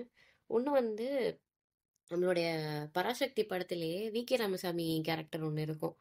அவர் வந்து டெக்ஸ்டைல் பிஸ்னஸ்லாம் பண்ணிக்கிட்டு ஒரு பெரிய பணக்காரர் மாரி காமிச்சிருப்பாங்க. அவரு பார்த்தீங்கன்னா, புக்ஸ வச்சு டீல் பண்றது அந்த மாரியான வேலையும் இருக்கும். அது போக என்ன பண்ணுவாருன்னா, அவருடைய ஒய்ஃப்‌க்கும் அவருக்கும் இருக்கிற டைனமிக்ஸும் ஒரு 2, 3 சீன் இருந்தாலும், அது ஆக்சுவலி நல்லா காமிச்சிருப்பாங்க. அதாவது ஒய்ஃப் கிட்ட பாசமா இருக்கிற மாரி பேசுவாரு. ஒய்ஃபும் வந்துட்டு பாசமா இருக்கிற மாரி பேசுவாங்க. அந்த மாதிரி இருந்தா கூட, அவருக்கு வந்து வீட்டுக்கு வேலைக்கு வர்ற கல்யாணி மேல ஒரு கண்ணு வருது. அப்போ ஒய்ஃப வந்து எப்படியாச்சும் படத்துக்கு அனுப்பி வைக்கணும். படத்துக்கு அனுப்பி வைக்கணும் அப்படிங்கிற அந்த பாயிண்ட்ல வந்து பயங்கரமா பேசுவாப்புல. இந்த மாதிரி அ "நான் ஒரு படம் பார்த்தேனா, அதுல வந்து நல்லா இருந்துச்சுதா, நீயும் போய் பார்த்தேன்னா நல்லாயிருக்கும்." அப்படிங்கிற மாரிலாம் சொல்லி பிரெயின் வாஷ் பண்ணி நைட் ஷோக்கு அனுப்பி வச்சுட்டு, அப்புறமா கல்யாணி கிட்ட தப்பா நடக்கிறதுக்குன்னு ட்ரை பண்ணுவாப்புல. அப்போ என்னன்னா, அந்த ஒய்ஃப்‌க்கு வந்துட்டு தெரிஞ்சிரும். அதாவது எப்படி காமிச்சிருப்பாங்கன்னா, அந்த ஒய்ஃப் வந்துட்டு அவர் சொல்ற பொய்கள வந்து ஓரளவுக்கு அ எது உண்மை அப்படின்னு தெரிஞ்சிருந்தாலும், அப்பப்போ அது அ அவங்களுக்கே தெரியாம ஷீல் பை இட் அப்படிங்கிற மாரி இருக்கும். ஸோ, அத பை பண்ணி தான் அவங்க சினிமாவுக்கு போயிருப்பாங்க. ஆனா, அவங்களுக்கு ஏதோ ஒரு பாயிண்ட்ல ஸ்ட்ரைக் ஆயிருக்கும். இல்லையே இது சரியில்லையே, எதுக்காக இந்த ஆள் நம்மள வந்துட்டு சினிமாவுக்கு அனுப்பிச்சுட்டு இப்படி இருக்கணும் அப்படிங்கிறது தெரிஞ்சுட்டு, அவங்க ஏதோ தப்பா இருக்கிற மாரி சென்ஸ் பண்ணிட்டு, வீட்டுக்கு வந்து பார்த்தா இந்த மாரி கல்யாணி கிட்ட தப்பா நடக்கிறதுக்கு ட்ரை பண்ணிட்டு இருப்பாப்ல. அப்போ கேட்பாங்க இந்த மாதிரி, "நீ நீ என்ன என்ன நீ பண்ணிக்கிட்டு இருக்க? இது உனக்கே நல்லா இருக்கா?" அப்படிங்கிற மாரிலாம் எதிர்த்து கேள்வி கேட்பாங்க. எதிர்த்து கேள்வி கேட்டுக்கிட்டு, கல்யாணி கிட்ட "நீ போய் ஒரு ரூம சாத்திக்கிட்டு பத்திரமா இருங்கிற" மாதிரியும் சொல்லுவாங்க. ஸோ அந்த இடத்துல அவங்க வந்து வாய்ஸ் அவுட் பண்ற மாரி இருந்த அந்த இது நல்லா இருந்துச்சு இது. அதாவது அ இன்னைக்கு பார்த்தீங்கன்னா, ஆக்சுவலி நெறைய பேரு இந்த ரிலேஷன்ஷிப் இஷ்யூஸ் அது இதுன்னு மாட்டிட்டு இருக்கிறப்போ, இந்த மாரி பிரச்சனைகள நம்ம பார்த்துருப்போம். அதாவது அந்த எதிர்ல இருக்கிற ஆள நம்பலாமா, வேணாமா அப்படிங்கிற ஒரு பிரச்சனை இருக்கும். ஸோ அது எப்படிலாம் ஏமாத்துறாங்க அப்படிங்கிற ஒரு பாயிண்ட்டையும் அழகாக பேசியிருப்பாங்க. லைக் எந்த அளவுக்கு people go to convince the other person அப்படிங்கிற அந்த ஒரு விஷயம் இருக்குல்ல. ஸோ எவ்வளோ நல்லா போய் சொல்கிறாங்க, பட் எப்படி முழிச்சுக்க வேண்டியது இருக்குது அப்படிங்கிறதும் இருக்குது. ஸோ அந்த கேரக்டரை வந்துட்டு ஆக்சுவலி எனக்கு கொஞ்சம் ஓரளவுக்கு எம்பார்டான ஒரு கேரக்டராக தோணுச்சுது அந்த இடத்துல. அவங்க வந்து அதை ஸ்டாப் பண்ணி இது பண்ணிக்கிட்டது. பட் அகெயின் அவங்க நெக்ஸ்ட்டு இதுலேயே வந்து அது எனக்கு எப்படி தோணுச்சுதுன்னா, இது சாதாரணமான விஷயமா எந்த அளவுக்கு இருந்திருக்குது அப்படிங்கிறதும் இருக்கு. லைக் இவங்க இப்படிதான் பண்ணுவாங்க அப்படிங்கிற ஒரு ஆஸ்பெக்டும் அதுக்குள்ளாலேயே வந்துட்டு வந்துடுது. அதாவது ஓகே, மென் வந்துட்டு அந்த டைமில் பாலிகாமி ரொம்ப காமனாக இருந்த ஒரு விஷயம். ஸோ அப்போ வந்துட்டு ஒய்ஃப் எல்லாம் அதை எப்படி டீல் பண்ணாங்க அப்படிங்கிற ஒரு விஷயம் இருக்குல்ல. இந்த எக்ஸாம்பிளில் அப்படியே நம்ம பூம்புகாருக்கு எடுத்துகிட்டு போனோம்னா அங்கேயும் கோவலன் கண்ணகி கதையெல்லாம் இதே தான். நம்ம இளங்கோவடிகளுடைய மூலக்கதையை தான் நம்ம கலைஞர் வந்து எடுத்து டெவலப் பண்ணியிருப்பாரு. அப்போ அதில் டயலாக்ஸ்லாம் கொஞ்சம் எனக்கு ஹைலைட்டடாக தெரிஞ்சுது. அதாவது அன்னைக்கு இருந்த காலகட்டத்தில் எப்பயோ நடந்த கதை மாதிரி தானே இது எழுதியிருப்பாங்க. ஸோ அதில் வந்து கோவலனுக்கு மாதவி மேலே ஆசை வந்துடுது, அங்கே போயிடுறாரு. அப்போது கண்ணகியோடைய நிலைமை இங்கே என்ன அப்படிங்கிற ஒரு விஷயம் இருக்குல்ல. அப்போது இதில் வந்து ஒரு டிசாட்டிஸ்ஃபேக்ஷனை வந்துட்டு ஏற்படுத்தணும். அதாவது அந்த காலத்தில் எனக்கு மூலக்கதை எப்படி இருந்துச்சுங்கிறது அவ்வளோ ஷுவராக தெரியல. கண்டிப்பாக பிற்போக்கு எலமெண்ட்ஸ் நிறைய இருந்து தான் எழுதியிருக்காங்க. இப்போ படத்தில் அதோட அடாப்டேஷன் காட்டுற டைமில் அது எப்படி இருந்திருக்கும்னா, கண்ணகிக்கு வந்துட்டு அதான் தப்புன்னு தெரியும் சரியா. ஆனால் கண்ணகியால் அது அவ்வளோ டைரெக்டாக அதை அக்செப்டும் பண்ணிக்க முடியாது. ஆனால் என்ன பண்ணுறது, ஹஸ்பண்ட் மேலே ஒரு லவ் இருக்கும். ஸோ அப்படி இருக்கிற பாயிண்ட்ல கண்ணகியோடைய கேரக்டர் அந்த இடத்துல எப்படி பேசணும்னா, இந்த மாதிரி அவரை திட்டாதீங்கிற மாதிரியே வந்துட்டு டீல் பண்ணிட்டு இருப்பாங்க. மெயினாக வந்து இவங்க மாதவி கிட்ட போனதுக்கு அப்புறமா அப்போ கோவலனோட அம்மா அப்பா வந்து கண்ணகியை பார்க்க வருவாங்க. அவங்க ஆனா அந்த அநியாயத்தை தட்டி கேட்குற மாதிரி தான் இருக்கும்.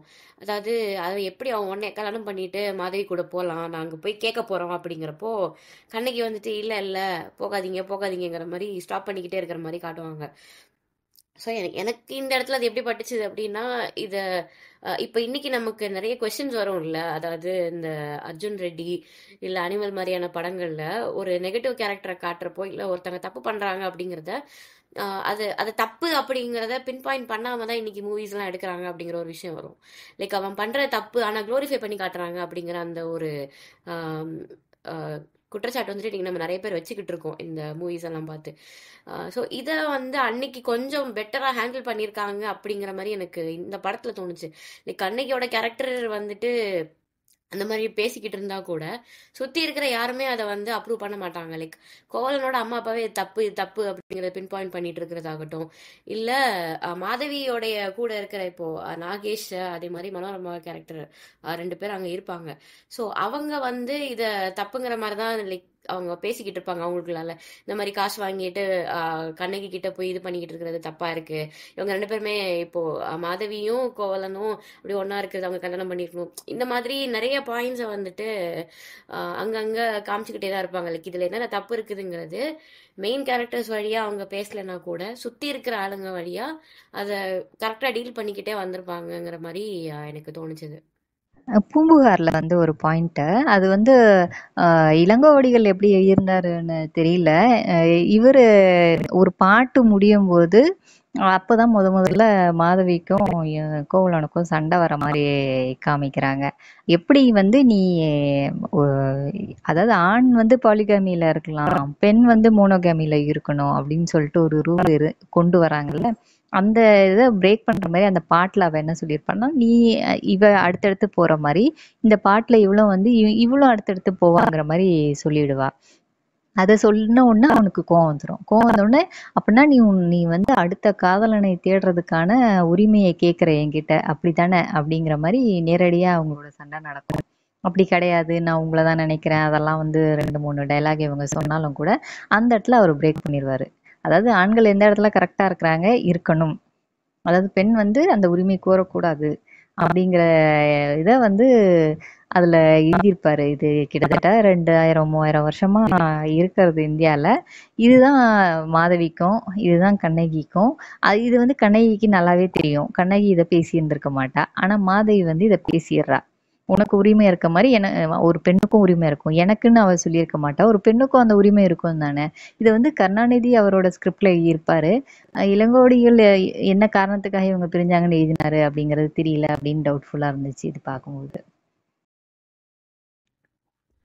பூம்புகார்ல ஆக்சுவலி நான் மெயின் தீமா வந்துட்டு பார்த்தது என்ன அப்படின்னா, இப்போ கண்ணகி வந்து அவ்வளவு அநியாயத்துக்கு உள்ளாகுறாங்க ஆக்சுவலி கோவலன்னால. ஸோ அப்படி இருக்கிறப்ப கூட ஆஹ், கோவலனுக்கு ஒரு அநியாயம் நடக்குது அப்படிங்கிறப்போ அது அந்த பாயிண்ட்ல கண்ணகி வந்துட்டு கொஸ்டின் கேட்குறாங்க. ஸோ இதை வந்து எப்படி இது பண்ணலாம்னா, அதாவது அந்த நாட்டோடைய ராஜாவால ஒரு தப்பு நடக்குது. ஸோ அதை இன்னைக்கு இருக்கிற பொறுத்தப்பாடோட பார்க்குறப்போ எப்படின்னா, இன்னைக்கு ஒரு ஆட்சியில் ஒரு தப்பு நடக்குது அப்படிங்கிற மாதிரி வச்சுக்கலாம். அப்போது ஒரு ஒரு பொண்ணு வந்துட்டு வெளியில் ஒரு ப்ராப்ளம் நடக்கிறப்போ வந்து அதை தட்டி கேட்குறா அப்படிங்கிற மாதிரியான ஒரு இதுவாக தான் எனக்கு தோணுச்சுது.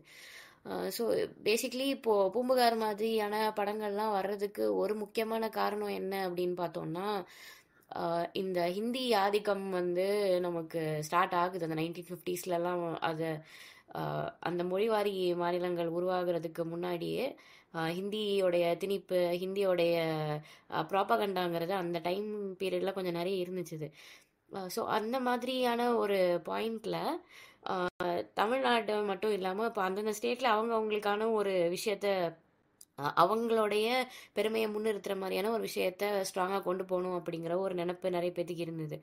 அதே மாதிரி இப்போது தமிழ்நாட்டிலையும் அதுக்கான அட்டம்ப்ட் வச்சுக்கிட்டு அவங்க எப்படி பண்ணாங்கன்னா, நம்மளுடைய ராஜாக்கள்லாம் இருப்பாங்க. இப்போது ராஜராஜ சோழன் இருக்கட்டும், அந்த மாதிரி நம்மளுடைய எபிக்ஸ், நம்மளுடைய ராஜாக்கள், நம்மளுடைய பெருமை, அந்த மாதிரி ஒன்றுத்தையும் வெளியில் கொண்டு வந்து இங்கே பாருங்கள் உங்களுக்கு கவுண்டர் பண்ணுறதுக்கு உங்களை விட பெட்டராக நாங்களே இருந்திருக்கோம் அப்படிங்கிற ஒரு விஷயத்த இங்கே இருக்கிறவங்களும் பண்ண ட்ரை பண்ணாங்க.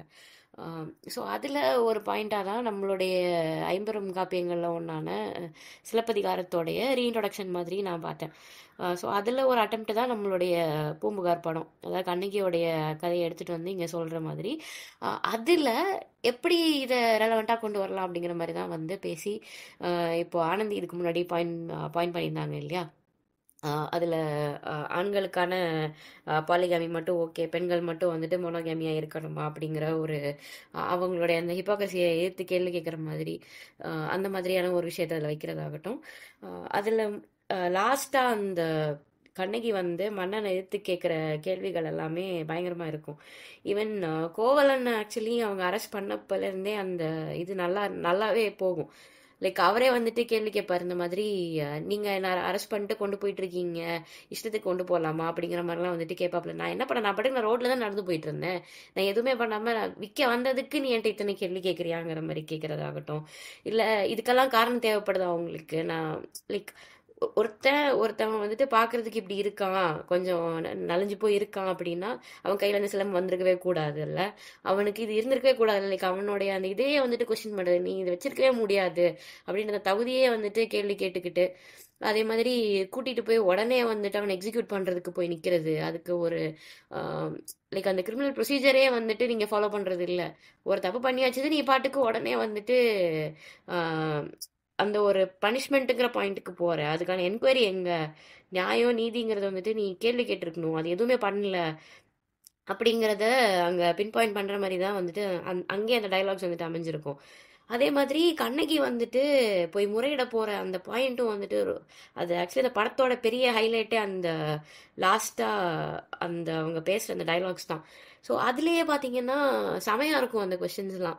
லைக் இந்த மாதிரி மன்னன் கிட்ட கேட்பாப்புல கண்ணகி, நீங்கள் வந்துட்டு ப்ராப்பராக பண்ணியிருக்கணும் இல்லை இந்த இன்வெஸ்டிகேஷன் ப்ரொசீஜர்லாம், நீங்கள் எதுவுமே பண்ணல, நீ அப்படி பண்ணியிருந்தேன்னா நீ என்கிட்ட இப்போ வந்துட்டு கேட்குறிய கேள்வி, நீ என்ன யாருன்னு, நான் யாரு, நான் எதுக்காக இங்கே வந்திருக்கேங்கிற கொஸ்டின் வந்துட்டு நீ கரெக்டாக கேட்டிருந்த அப்படின்னா உனக்கு வந்துட்டு புரிஞ்சிருக்கும். இதே வந்து நீ அவங்ககிட்ட கேட்டிருந்தேன்னா நீ வந்துட்டு நியாயமான மண்ணை, நீதி வழங்குற மண்ணைங்கிறத நாங்கள் ஒத்துக்கிட்டு இருந்திருப்போம்.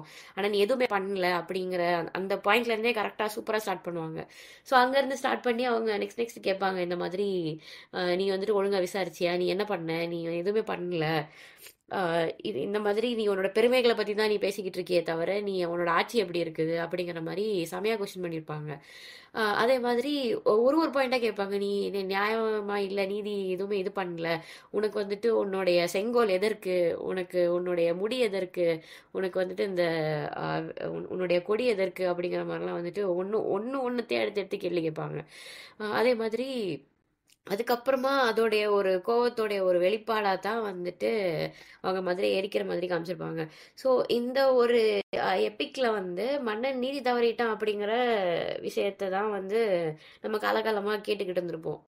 ஸோ அதுக்குள்ளால நீ எந்த அளவுக்கு டீட்டெயிலிங் வைக்க முடியும், அதாவது அந்த ஒரு லாஸ்ட் இந்த ஒரு 5 to 10 minutes அந்த சீன்ல எந்த அளவுக்கு நீ விஷயத்த பேச முடியும் அப்படிங்கிற ஒரு விஷயம் இருக்குல்ல. ஸோ அதை வந்து கண்டெம்பரரியா, அதாவது இன்னைக்கு நான் சொல்லல, அன்னைக்கு இருந்த காலகட்டத்தில் எதெல்லாம் வந்து இன்டெகிரேட் பண்ணணுமோ அதெல்லாம் அழகா இன்டெகிரேட் பண்ணியிருந்தாங்கங்கிறது தான் பூம்புகாருடைய ஒரு மேஜரான ஒரு ஸ்பெஷாலிட்டி. அதே மாதிரி ஸ்டார்டிங்ல ஒரு சீன் ஆக்சுவலி நல்லா இருக்கும். அதாவது இந்த கண்டெம்பரரி விஷயத்த பேசுறது அப்படிங்கிறது வர்றப்ப நாகேஷ் வந்துட்டு ஒரு சீன்ல சும்மா கலாய்ச்சிட்டு இருப்பாரு. இந்த மாதிரி இப்படி இப்படி கலாய்ச்சாதான் டான்ஸ், இது பண்ணாலே டான்ஸ் ஆயிடும் பாரு, ஒரு ஒரு 500 வருஷம் 1000 வருஷம் கழிச்சு இதை தான் அவங்க டான்ஸ் ஆடிட்டு இருப்பாங்க அப்படிங்கிற மாதிரி. அதே வந்துட்டு நல்லா இருக்கும். இப்போ இன்னைக்கு நம்ம டைம் டிராவல் அது இதுன்ட்டு ஒரு ஃபியூச்சரிஸ்டிக்கா ஒன்று பேசிக்கிட்டு இருக்கோம். பட் அன்னைக்கு இருந்த காலகட்டத்தில் அவங்க எப்படி யோசிச்சிருந்தாங்க அப்படின்னா, ஒரு எப்பயோ, அதாவது ஒரு சங்க காலத்துல எழுதுற ஒரு ஸ்டோரியில இந்த மாதிரி ஒரு 1000 வருஷம் கழிச்சு இப்படி இப்படி இருப்பாங்க அப்படிங்கிற மாதிரி அன்னைக்கு இருந்த விஷயத்த முன்னாடி இருந்த விஷயத்த வச்சு பேசுறது, அந்த கனெக்ஷன் வந்துட்டு ரொம்ப நல்லா இருந்துச்சு. இது மனோகரா வந்து கொஞ்சம் கேம் ஆஃப் த்ரோன் மாதிரி கொண்டு போயிட்டதுனால நம்மளுக்கு இந்த இதெல்லாம் அந்த டைலாக்ஸ்ல ரொம்ப இருக்கிற மாதிரி எனக்கு தெரியல. ஆனா என்னன்னா, ஒரு மன்னன் வந்து நல்ல ஆட்சி செய்யணும்னா அவன் நல்ல மனநிலையில இருக்கணும், நல்ல அறிவு இதுல இருக்கணும், அவனை சுத்தி இருக்கிறவங்க எல்லாம் எப்படி இருக்கணும் அப்படிங்கறதெல்லாம் அதுல கொஞ்சம் கொண்டு வந்திருப்பாங்க. அதாவது சுயநலமா இருக்கிறவங்கள சுத்தி வச்சிருந்தாங்கன்னா, அதுவும் அறிவுபூர்வமா பேச வேண்டியவங்க, மக்கள் நலனை பேச வேண்டியவங்களாம் அமைதியா இருந்தாங்கன்னா, ஒரு ராணி வந்து எல்லாரையும் அடக்கிடுறாங்க. அமைதியாரு அமைதியாரு அமைதியாரு அப்படின்னு. அதே ராணி வேற மாதிரி நடந்திருந்தாங்கன்னா எப்படி இருந்திருக்கும் அப்படிங்கிறத வந்து அந்த கதையில அவங்க காமிக்கல.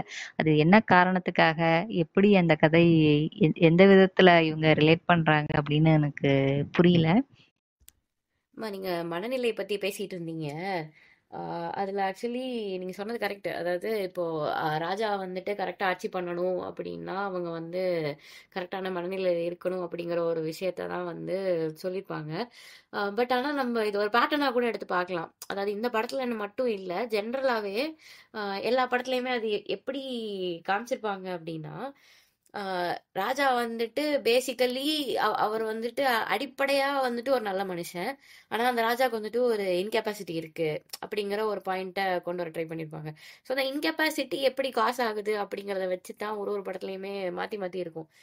இப்போ மனோகரா படத்துல வந்து அந்த வசந்த சேனைங்கிற கேரக்டர்னால, அந்த கேரக்டரோடைய சதியினால நடக்கிற விஷயங்கள் அப்படிங்கிற மாதிரி ஒண்ணு இருக்கும். இப்போ ஜனனி முன்னாடி பேசிட்டு இருக்கிறப்போ ஒண்ணு சொன்னாங்க. அதாவது பராசக்தி படத்துல ஒரு பொண்ணு ஏமாத்த முடியுமா அப்படிங்கிறத பெருசா காமிச்சிருப்பாங்க அப்படின்ட்டு. அதே தான் பாத்தீங்கன்னா மனோகராலையும் இருக்கும். வசந்தசேனை வந்து எந்த அளவுக்கு சதிகள் நடக்குது. இப்போ சாதாரணமா அதாவது இந்த மன்னர்கள் வந்துட்டு 2வது கல்யாணம் பண்ணிக்கிறப்போ, ராசை நாயகி இருக்கிறப்போ அவங்க அவங்க கிட்ட போற அப்படிங்கிற மாதிரியான ஒரு தீம் வந்து யூஸ்வலி நம்ம காலகாலமா கதைகள்ல கேட்டிருப்போம். ஈவன் புராண கதைகள்ல கூட அந்த மாதிரிலாம் நிறைய வரும்.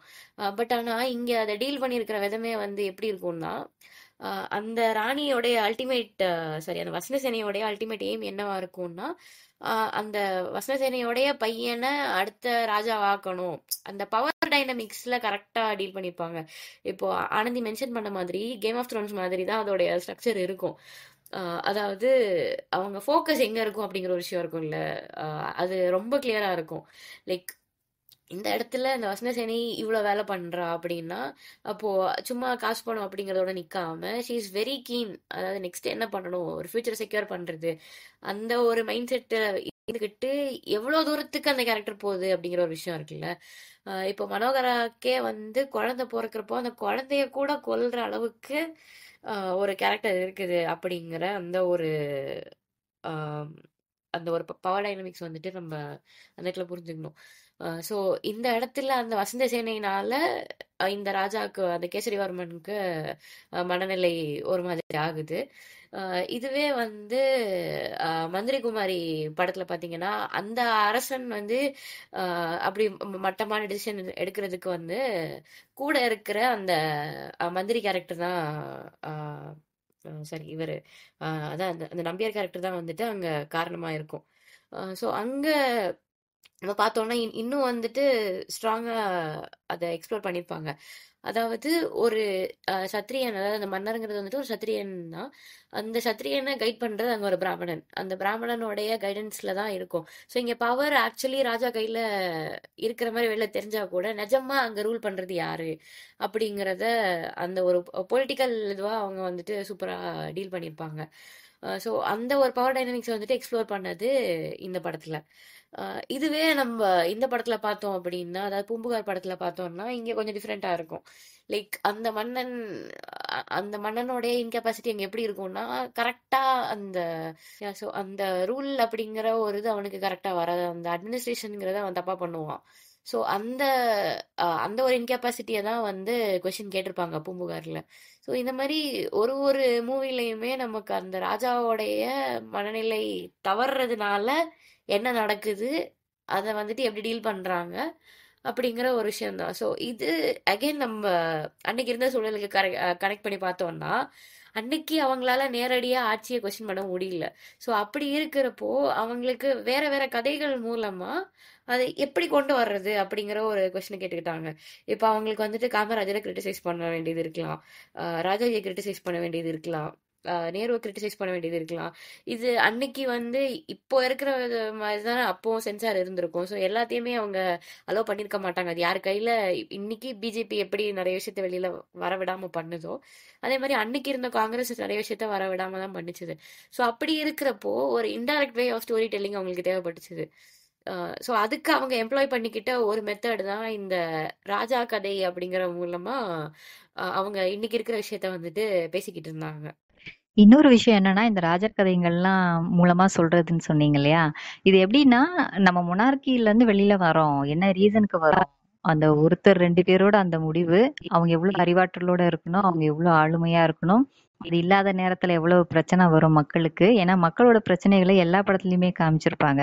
தெருவுல போறவங்களுக்கு வந்து கொள்ளையடிக்கிறது, அதுக்கப்புறம் அடிச்சிடுறது, இல்ல கூட்டிட்டு போய் கொலை பண்ணிடுறது, இந்த மாதிரி விஷயம்லாம் மக்கள் கஷ்டப்பட்டுட்டே இருக்கிறாங்க. இதுக்கு காரணம் வந்து அரசவையில இருக்கிற அரசன் வந்து ஒழுங்கா ஆட்சி செய்யலைன்னா எப்படி இருக்கும் அப்படின்னு எல்லா படத்துலயுமே காமிக்கிற மாதிரி இருக்கு. இதுக்கு தீர்வுன்னு பார்த்தா மக்கள் எதை தேர்ந்தெடுக்கணும்? அப்போ நல்ல ஆளுமை இருக்கிறவங்களா இருக்கணும், நல்ல அறிவாளியா இருக்கணும். இந்த மாதிரி ஒருத்தரை நீங்க தேர்ந்தெடுங்க அப்படின்னு ஒரு இன்டைரக்ட் மெசேஜ், டைரக்டா கொடுக்க முடியாத நேரத்துல ஒரு இன்டைரக்ட் மெசேஜ் இந்த மாதிரி கொடுக்கறது. ஏன்னா சதி வேலைகள் பின்னாடி நடந்துட்டே இருக்கும். இப்போ அண்ணா வந்து முதல்ல சிஎம் ஆகுறப்போ ராஜாஜி வந்து ஒரு ஃபோன் பண்ணி சொன்னாராம், நீங்க வந்து எம்எல்ஏ யாரா இருக்கலாம், இதுவும் நீங்க இருக்கலாம், எங்களுக்கு இதுல எல்லாம் ஒண்ணுமே பிரச்சனை கிடையாது, ஆனா நீங்க வந்து தலைமை செயலரா வந்து நான் சொல்ற ஒருத்தர் போடுங்க அப்படின்னோட ஓகே அப்படின்னு வச்சிருந்திருக்காரு போனை. அதுக்கப்புறம் இவரு தான் தலைமை செயலரை வந்து இவங்க யார வைக்கணும்னு நினைச்சாங்களோ அதுதான் வச்சுட்டு அவங்க வந்து காங்கிரஸோட இதை வந்து கட் பண்றதா அடுத்த நாள் நியூஸ் சொல்றாங்க. என்னன்னா ராஜாக்கு கீழே இருக்கிறவங்க இல்ல சிஎம்க்கு கீழே இருக்கிறவங்களும் யார் யார் பவர் சென்டர்ஸ் இருக்காங்க, அது யார் யார் இருக்கணும் அப்படிங்கிற ஒரு புரிதலை வந்து இவங்க வந்துட்டாங்கிறப்போ அதே விஷயத்த படங்கள்லயும் கொண்டு வந்திருக்காங்க. ராஜாக்கு அடுத்த லெவல்ல இருக்கிறவங்க என்னென்ன விஷயம் அவங்களுக்கு தேவைப்படுது அப்படின்னு மக்கள் எதிர்பார்க்கறாங்க அப்படிங்கறதையும் காமிச்ச மாதிரியும் இருக்கு. ஸோ நம்மளுடைய ஃபர்ஸ்ட் பாட்காஸ்டோடைய முடிவுக்கு வந்துட்டோம்.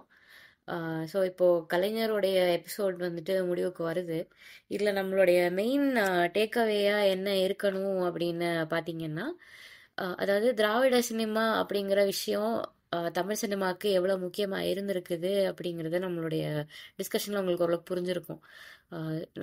அவங்க எந்தெந்த தீம்ஸை வந்துட்டு டச் பண்ணியிருந்தாங்க, அதாவது பெண் சுதந்திரம் அன்னைக்கு காலகட்டத்தில் கண்ணகி மாதிரியான சரி அதாவது அன்னைக்கு காலகட்டத்தில் பெண்களுடைய உரிமைங்கிறது எந்த பாயிண்ட்ல இருந்துச்சுது அப்படிங்கிறத நம்ம கொஞ்சம் புரிஞ்சுக்கிட்டோம் அப்படின்னா இதோடைய இம்பார்ட்டன்ஸ் புரியும். ஒரு 1950s 1960sலயே ஒரு பொண்ணு அவங்களுடைய ஹஸ்பண்டை கொலை பண்ற மாதிரியான ஒரு சீன் இது மந்திரி குமாரி படத்துல வைக்கிறாங்க. அப்போ இன்னைக்கு அந்த மாதிரி ஒரு சீன் வச்சா அது எந்த மாதிரியான கிரிட்டிசிசம்க்கு உள்ளாகும் அப்படிங்கிறது நமக்கு தெரியும். இந்த மாதிரி பொண்ணு இப்படிலாம் பண்றானோ இல்ல அது பயங்கரமா பேசுவாங்க, என்ன நீங்க வந்துட்டு ஃபேக் ஃபெமினிசம் பேசுறீங்களா, அந்த மாதிரி பல பல கிரிட்டிசிசம் நம்ம தாண்டி வர வேண்டியது இருக்கும்.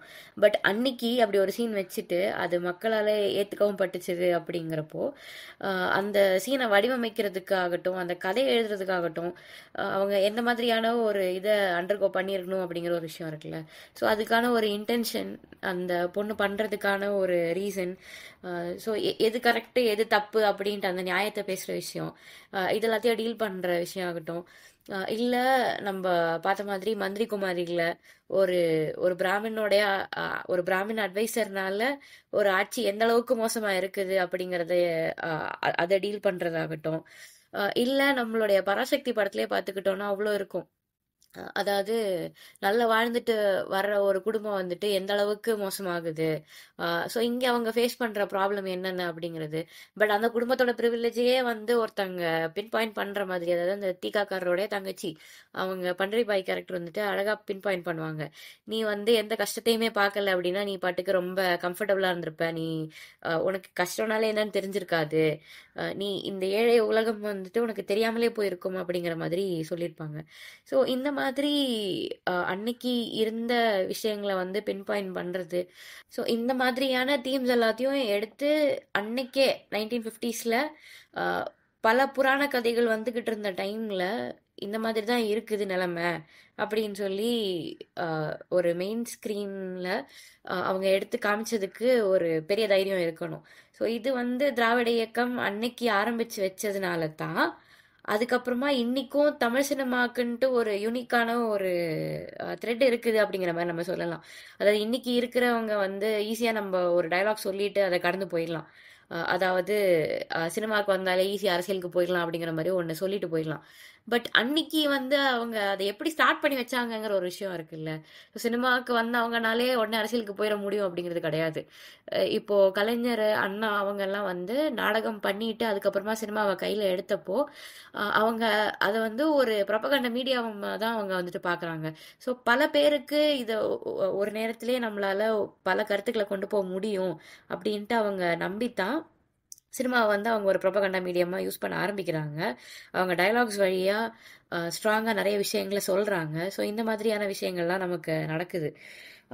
ஸோ இதுல நம்ம வந்துட்டு என்ன புரிஞ்சுக்கலாம்னா இதுக்கப்புறமா அதாவது திராவிட இயக்கம்ங்கிறது 1967 ஆட்சியை பிடிச்சதுக்கு அப்புறமா திமுக வந்துட்டு எலெக்ஷன்ல வின் பண்ணதுக்கு அப்புறமா அவங்களுடைய பிரசன்ஸ் வந்து சினிமாவில் அவ்வளோ பெருசா இல்லை அப்படின்னு சொல்லலாம். அதுக்கப்புறமா எம்ஜிஆருடைய டாமினேஷன் ஆரம்பிக்குது, அவர் அதிமுக ஆரம்பிக்கிறாரு, அந்த மாதிரி ஒன்று ஒன்றா வருது.